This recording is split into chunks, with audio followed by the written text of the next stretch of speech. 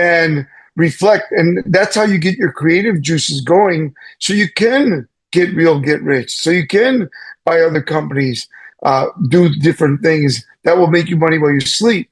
And just, that's the key, is that you've got to duplicate yourself or you're going to burn out.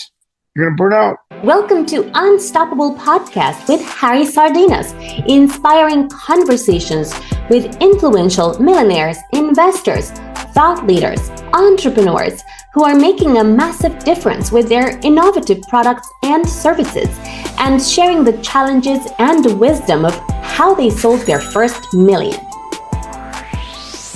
How come when you realize that, oh, I had to learn how to be a leader, become a leader, and develop leadership in my organization?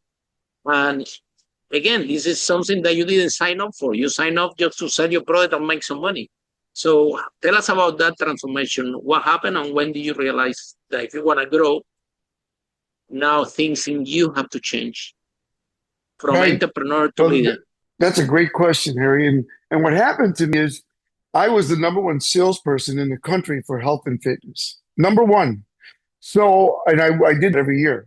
And everybody was like, Omar. So what happened is I started buying my own health clubs, and I realized that people weren't excited. I thought they'd be so excited to learn from me how to sell.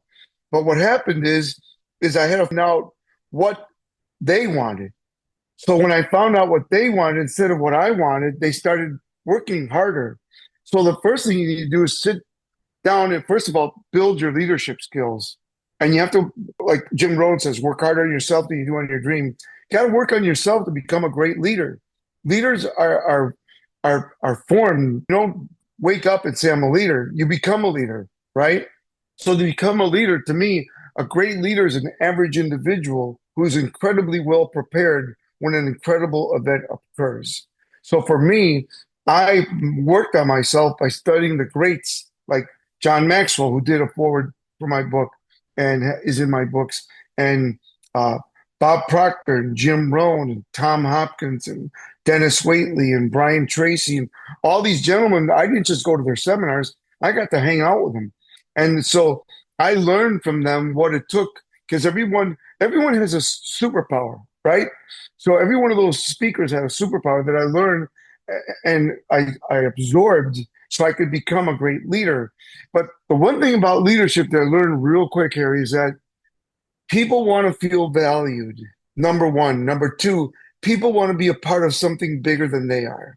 So the way you become a leader is by selling your vision, your passion, and getting them to compel and want to be with you. They've got to be engaged, enrolled, and compelled to be on your team. And most people don't get that. They don't know how to lead. So if you want to scale like I did in every business that I have, I've scaled, you want to be able to engage people, compel them, enroll them to want to be and work with you. And you do that by having everyone feel valued and having everyone feel that there's something bigger than that, they're part of something bigger than they are. And that vision, that passion is contagious. Two people meet, the person that has more purpose, passion will take over the conversation by asking questions. So the key is to ask great questions to get people to bring themselves up. Like John Maxwell talks about the law of the lid. And the law of the lid is everybody has a lid, right? From 1 to 10. And whatever your lid is will tell you how much money you're going to make and how much you're going to keep. So for instance, if you ask yourself, what am I from 1 to 10 in leadership? And you say to yourself, I'm a 3. Well, only in network marketing can the organization outdo the leader. That's the only industry that can do that. But if you have a business, your organization, if you're a 3, they're a 2. So your goal is to become better as a leader every day and learn to become a better leader so you can raise your lid so then your people can come with you, right? And what I did is I learned to train people, and this is very important. You got to create systems as a business owner. Make sure you know your systems. Make sure you have systems when you hire people. Make sure you know You have systems for sales. You have systems for your customer service. You have systems for your bookkeeping, keeping track of profits and losses. And, know your non-negotiables in business. I have a little saying in my leadership book. It says, people respect what leaders inspect. So most leaders, they wait too long to inspect what their people are doing. We've got to inspect. We have to have, daily, I call them, I work with the military a lot. So we call them DPRs, daily performance reviews. So you should be inspecting your people's sales every day. And when you get as big as I was, get people that you train to do what you do. And then you still check up on them at least once a month. So I hope that answers your question. Basically, Omar said that in order to get what you want, you need to help others to get what they want. And I think Yes. leadership, as you described, you enroll them in that vision, okay? But first you find out what they want and Right. to try to fulfill. What is it? Money? What is it that you want? And then around that, finding first what they want, then a great leader, what we ultimately want. They're going to work for their goals harder than you're going to work for your goals, meaning you work for your goals, but they'll work for your goals. And like Brian Tracy used to say to me, he says, everybody's tuned into one station, one radio station, FM. What's in it for me? Remember that? WIIFM. What's in it for me? So it's very important that you realize that your people will work harder if you share with them the purpose, the mission, the vision, but then you have to sit down with them and find out, what do you want? Because let's face it, it's not the watch, it's not the house, it's not the second home, it's not the car, it's how it makes you feel. So if you can get your people to feel and want to be more than they are, then you're on the Omar, last question. Starting my business in London, I remember at the beginning, I worked really, really hard. I was working I was doing room service in the Hilton at the same time that I do my property business in London. I built the business in the lift in the Hilton. So when they order a burger, then I'm thinking, okay, I wish there's floor 27. So in that lift, I called the landlords, I called the tenants, and I'm being literally the business where I was working in London. But after I was working so hard that I never took time off, I was feeling like if I am not in front of the computer, these problems are going to be solved. And also ego, right? All entrepreneurs will have ego because we think that we can do better, otherwise we won't be entrepreneurs.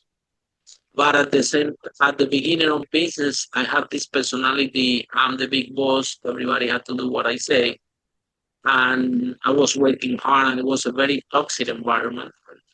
But then something happened when I said to our team, "You have a problem, just bring the solution, and we pay you for it." So I'm thinking like this, I can sleep because it was some point everybody was asking me. All clients want to speak with me, all the team want to speak with me. And out of survival, I created the spirit in the company. And one day I arrived to the office and they told me, Harry, go home. We don't need you anymore. We can grow this company without you. And I was upset with my manager and said, yeah, who's going to buy the paper for the photocopy? You tell me who's going to do that. We can get our own paper for the said, we come to see you and someone and we know how to buy the company. And so there were things for me that didn't know Omar what didn't happen that day.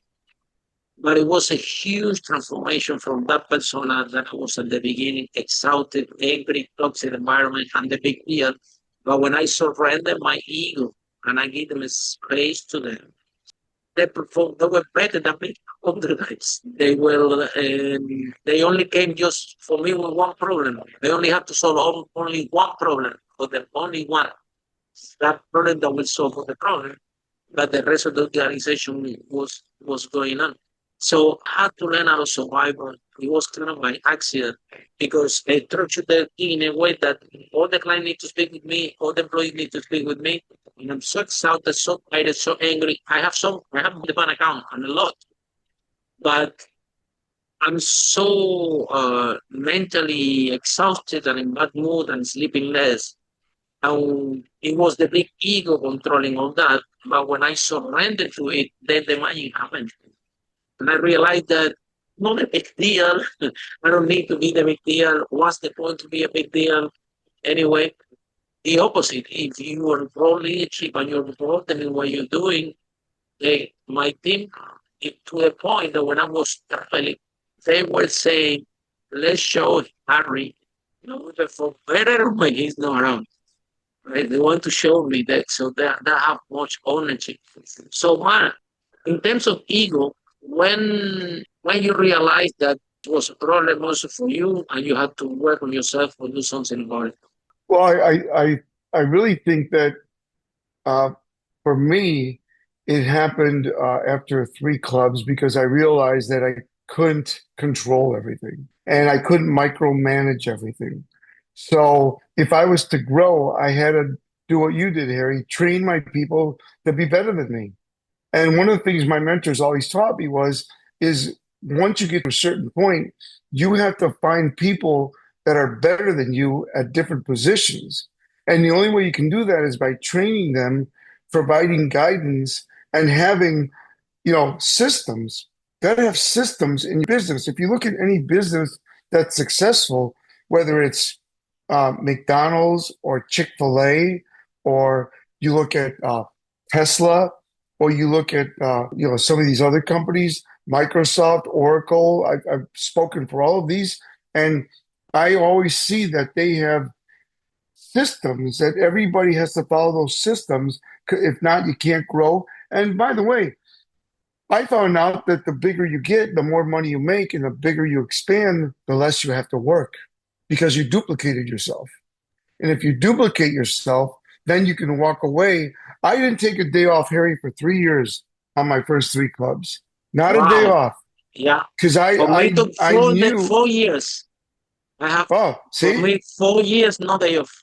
Yeah, me too. For 3 years. And so after 3 years, my mentor sat me, Tom Murphy, says, it's time for you to start thinking about other things. Like we're going to start buying real estate. We're going to be a company you wanted to buy. We're going to buy different companies.